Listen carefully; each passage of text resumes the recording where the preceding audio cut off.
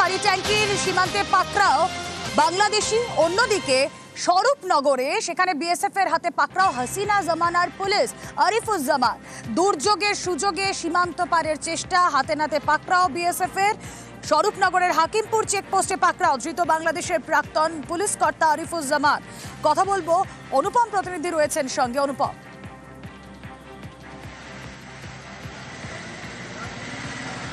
দেখো এই যে রুমেলা, দেখো এই যে আরিফুজ্জামান গতকাল সন্ধ্যের সময় স্বরূপনগরের সীমান্ত থেকে বিএসএফ গ্রেপ্তার করেছে।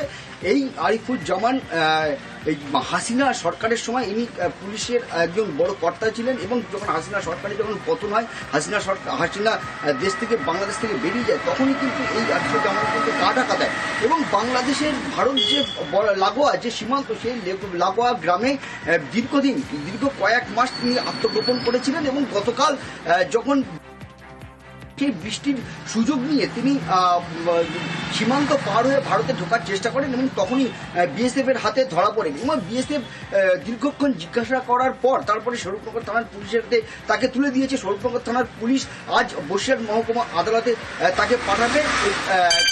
তাকে কিন্তু বিভিন্ন রকমভাবে কিন্তু জিজ্ঞাসাবাদ করা হচ্ছে যে সে ভারতে কেন ঢুকলো বা ভারতের বর্ডারে কেন সে দাঁড়িয়ে।